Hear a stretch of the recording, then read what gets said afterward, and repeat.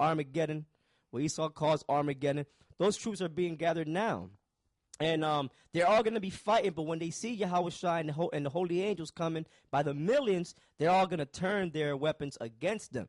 You know, that's why all these movies you see, I believe that movie 2012 about the end of the world and all that. You had my man.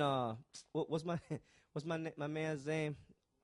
2012 had that Jake playing the president. My man who played in Colored Purple, Danny Glover plays the president, and he made this big long speech about how the whole world should come and settle their differences because of what's happening and the destruction of the world that's come. See, all these movies dealing with the end of the world, they always have some coon saying some kind of crazy ass speech like that, or Edomite. Yeah, well, Reagan said the same thing. Ronald Reagan said the same thing. That Star Wars speech. If you go online and Google Ronald Reagan Star Wars speech, he said the exact same thing, that when we put our differences aside and come against that force that's coming from outer space, because they know that force that's coming from outer space, the top elites know that it's really Yahweh Shai and the angels, what the world calls Jesus Christ and the angels. That's right. That's right, man. They know that, man. Those who are in the know, they know exactly what's coming, all right? And it says, and after this I beheld, and lo, all they which were gathered together to subdue him were sore afraid. Yeah, because first they were gathered together to fight one another in that great last battle. But it was the Lord who gathered them. If you read Zephaniah 3 and 9, the Lord told you that. He said that to gather the nations, right? So that his indignation could come upon them, upon all those nations. So they're all being set up by the Heavenly Father to get together and fight. And it says, and after this I beheld, and lo, all they which were gathered together to subdue him were sore afraid. And yet there's fight. Yeah, yet there's fight. This is synonymous with Pharaoh, because this is like the escape of Egypt all over again, but even better, right? Because America is spiritually known as Egypt, and the Most High is said, and the Most High hardened Pharaoh's heart. So who's the modern day Pharaoh now? Esau is. And the Lord's going to harden his heart, their hearts, the Illuminati's heart, the elites, and all their warriors, all the fighters, all the military men of all nations. The Lord's going to harden their hearts and make them fight against Yahweh Shai and the holy angels, man. Although they're afraid. And lo, as he saw the violence of the multitude that came, he neither lifted up his hand, nor held sword, nor any instrument of war. But only I saw that he sent out his mouth as it had been a blast of fire. Yeah, in other words, all the warplanes were coming at the chariots, coming at the mothership, coming at the holy angels, right, in the air. Just like it says in Revelation, the 12th chapter, St. John said he saw war in heaven. Michael and his angels, right, that's Yahweh Shai and the heavenly host. And the devil with his angels, Esau and his air force, coming after the angels, right? Yahweh Shai saw that, waited for the opportune time, and blasted them all, man, out of the sky. All right, with the chariots, the fire that came out from the chariot, laser beams, right?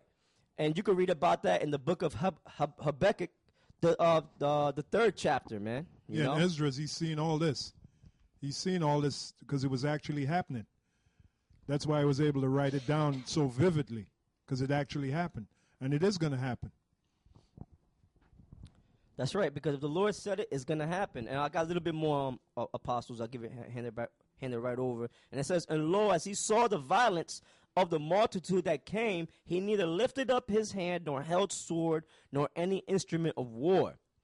But only I saw that he sent out of his mouth as it had been a blast of fire, and out of his lips a flaming breath, and out of his tongue he cast out sparks and tempests. That's coming. It's not talking about his physical lips and mouth. It's talking about the chariots, you know.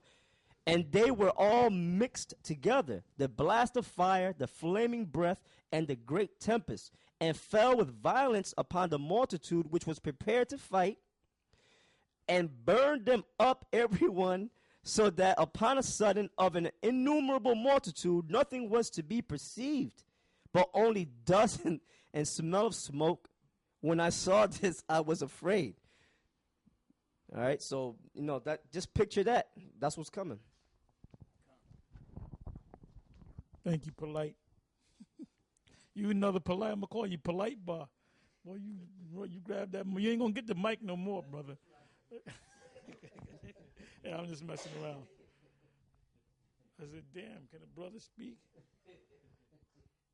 Anyway, I just lost the page. Go ahead and say something. Yeah, you got something, brother? Yeah, this is Matthew 24 and verse 30. And then, matter of fact, verse 29. Immediately after the tribulation of those days shall the sun be darkened, and the moon shall not give her light, and the stars shall fall from heaven, and the powers of heaven shall be shaken. And then shall appear the sign of the Son of Man in heaven, and then shall the tribes of the earth mourn, and they shall see the Son of Man coming in the clouds of heaven with power and great glory. And he shall send his angels with a great sound of a trumpet, and they shall gather together his elect from the four winds, from one end of heaven to the other. That was it. Yeah, that's the elect, not everybody. That's clear. But that's how the Lord is coming. That's why these devils have been fighting tooth and nail to get all this technology going, and they have all them weapons up in the heavens right now. But it's not to because they call it for a missile shield defense in case Russia or any other country shoots missiles over here, they can shoot them out the sky before they hit. That's part of the reason, but the main reason they got those weapons out there is to fight against Yahushua and the angels when they come back. And the Most High gave them that technology. Did you? Okay. All right. This is Daniel chapter 12, verse 4. But thou, O Daniel, shut up the words and seal the book, even to the time of the end. Many shall run to and fro, and knowledge shall be increased. And that's what you see, these devils with their technology. Like Elder Sakaran just mentioned about in the book of Revelation, where you have where it spoke about there was war in heaven, and it says Michael and his angels fought, and the devil and his angels fought. Now the devil and his angels represent Esau and his military, the planes, their missiles, and all of that stuff. Now the movie Saving Private Ryan, when towards the end of the movie, when Tom Hanks got shot and Matt Damon was there with him, he said, "There's B-52, whatever the hell they were, flying over us." He said, "No." He said, "Those are angels over our shoulders." To let you know that this man's technology, that's their angels, and that's what's going to fight against Yahushua when that time comes. But as we read, they're going to be nothing but smelling fire and smell of smoke, and dust. There's not going to be nothing left. Similar to when in the movie War of the Worlds, where the tripods were shooting people, and you see the dust coming off of them, and at the end you saw this guy Tom Cruise with all that dust on him. That was actually burnt up people, and that's what's going to happen with all these weapons and military men that's coming against the Lord. And you Israelites that's in the military, you so-called Negroes, Latinos, Native American Indians, you're going to be dust and smell of smoke if you don't get out of that madness. Because judgment is coming. Yeah, somebody give me Joel 2. Was that Joel 2 and 19? And then Zechariah 14 and 12. Because that's what you jakes that join the military and fight for this man, ultimately all you people in the military is going to be destroyed, when this society goes down. All right, this is the book of Joel, chapter 2, verse 19. It says, "Yea, the Lord will answer and say unto his people, Behold, I will send you corn and wine and oil, and you shall be satisfied therewith, and I will no more make you a reproach among the heathen." Verse 20. "But I will remove far off from you the northern army, and will drive him into a land barren and desolate, with his face toward the east sea, and his hinder part toward the utmost sea, and his stink shall come up, and his ill savor shall come up, because he hath done great things." Now when it says I will remove far off from you the northern army, that's talking about America. America is that this particular northern army in this particular scripture. And others is speaking about Russia, but in this particular one, speaking about America, right? It says he's going to take the American army and will drive them into a land barren and desolate, which is what? Over there in Saudi Arabia, you know, in the Middle East, you know?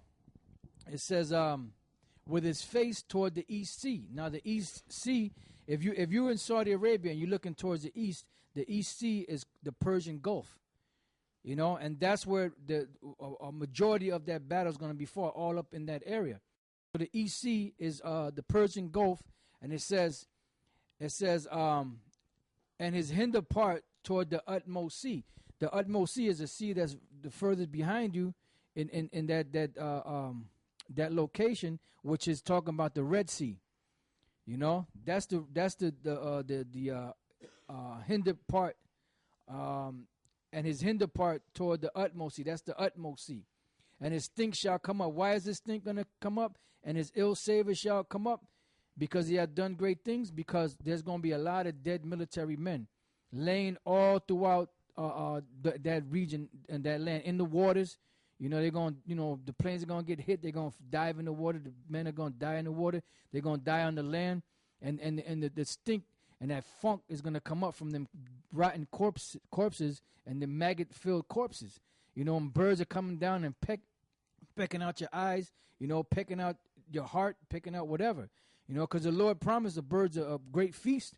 You know, so the Lord's going to make good on that. And that's why the first job that you Rothschilds and you Rockefellers and you different top elite families are going to be doing is you're going to be going around and burying all these dead bodies into the earth so the earth can be replenished again, you know? So that's going to be one of your first jobs. So you better get your back ready to start digging, you know? And digging is not an easy thing to do. You better get your back ready to start digging, you know, because you're going to be burying a whole lot of bodies, you know, all throughout the Middle East, wherever the bodies of these soldiers are going to be. And it's not just going to be soldiers; it's going to be actual people too that live in these different regions. Yeah, I'm trying to imagine Jacob Rothschild digging into the earth, that old 2 feet bastard, you know, and then Elon Rothschild, which if this destruction happens this coming year, they're still alive. You know, and they're going to make it out of the destruction. They're not going to get touched because they're one of those top elites, you know. And pursuant to Psalms, what is that? The book of Psalms, the 149th chapter, to bind their kings with chains and their nobles with fetters of iron. So that's them. That's going to be one of your first jobs, because that's going to be, see, in the kingdom, there's not going to be any such thing as unemployment. You know, in the kingdom, there's going to be nothing but continual employment, as it speaks of in the book of Ezekiel 39. And employment means slavery. That's right. Which That's we've right. brought out. We've brought out that as well. The word employee means slave. Yep. Employer means master. Yep. You have a master and slave relationship. That's it. You know, and that's part of, and that's going to be one of the ways that you're going to have to pay for the crimes that you committed.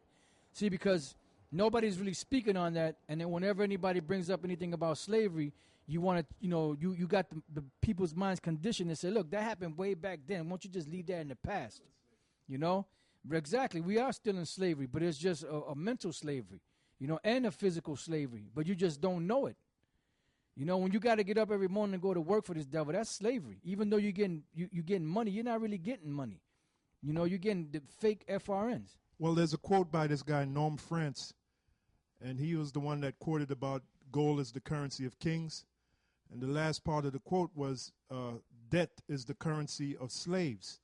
So what are we using? We're using debt-bearing notes. We're using Federal Reserve notes, which is debt-bearing notes. So that's the currency of slaves. So that proves that we're slaves. The top elite banking families, they don't use those Federal Reserve notes. They use gold and silver. Yeah, it says here in Exodus 21:16, the back of what you just said, scripturally, and he that stealeth a man, this man stole us from Africa. And how did we get into Africa? We were fleeing from this same man, going back during the time of Vespasian and Titus. And there was an onslaught, and they killed many of the Israelites, but the ones that got away, a lot of them went up into Europe they became what you call today Moors and Christians and the so-called Byzantine Empire. Because one of these guys, these Moors that was on Sarnetta TV about a week and a half ago, he was talking about the Moors, and he was saying something about putting the foot up Constantine the Great's ass, because he's thinking that he's a so-called white man. Constantine, or Constantine the First, also known as Constantine the Great, was a so-called black man. And that whole line of the so-called Byzantine Empire, they were black people. That's why we want to go into the icon tonight, too, to show you that them Israelites, there was a point where, matter of fact, get me Acts 18:1. And there's an historical account of that, too, about, Claudius? Pushing out if you can get the account, you can get the account to back up the scriptures. See, that's why you have these guys going around saying that they're Moors, and they don't realize that those Moors were Israelites that fled out of Israel and went all up into Europe. That's what the journeys of Paul was all about. He was going all up into Asia Minor, which is Europe, because he was teaching the Israelites up there that lost their religion, that lost their nationality, and so forth. All right? Go ahead, Ak. This is the book of Acts, chapter 18, verse 1. It says, after these things, Paul departed from Athens and came to Corinth, and found a certain Jew named Aquila, born in Pontus, lately come from Italy, with his wife Priscilla, because that Claudius had commanded all Jews to depart from Rome, and came unto them. So that's the point.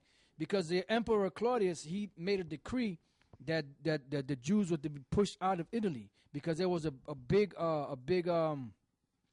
uproar, that was happening from Israel at that time, and they were bringing nothing but chaos and confusion to the Roman Republic, so they had to cast them out of there, because they looked at them as troublemakers, I'm trying to see if I can find the account. I'm sorry, what's that? You brought it out at first. Somebody else? I believe so. I can't remember. Well, don't worry about it. Let's see. Anyway, while you're getting that, give me the mic. This says Ancient Jewish History, the Great Revolt. This is 66 to 70 CE, which is AD. CE represents the Christian era. All right, BCE represent the before the Christian era, which we refer to as AD. So we would say 66 AD. Changing subjects a little bit. Okay, it says the Jews' great revolt against Rome in 66 CE led to one of the greatest catastrophes in Jewish life, and in retrospect might well have been a terrible mistake. I'm not going to read this whole story because it's long, but it gives you the actual historical accounts of this war that the Jews had, the real Jews, by the way, with the Romans. And this was, and during that time period, that was 60, like I said, between 66 AD and 70 AD, and it went even as far as 135 AD. All right, it says Jewish-Roman wars. For you chaps out there to say that the Jews never existed or Israel never existed, and this was Rome coming against black people, which knew that they were the Israelites. So how did they get this? If being an Israelite is a made-up thing, how did they have this Jewish-Roman war, or a series of Jewish-Roman wars? It's a depiction of the Roman triumph celebrating the sack of Jerusalem on the Arch of Titus, which is still standing today. Is that in Rome? It says in Rome. It's a tourist attraction. Give me that. Go to Google and put the Arch of Titus so you can show. If you ever go to Rome, Italy, you can actually see this arch. And it's known as an honorary arch. And it looks similar to the arch down there at Washington Square Park, the arch that they made for Washington, D.C., which he was in a reincarnation, he could have been Titus his damn self. He was one of them Roman leaders. Okay? Yeah, it says in Rome, the procession features the menorah and other vessels taken from the second temple. That's why Yahweh Shai said what he said, when you see the abomination that maketh desolate, enter into the holy place, then flee ye into the what? Into the mountains. A lot of them went up into Rome. Okay? You got it, Doc? All right, this right here is the Arch of Titus.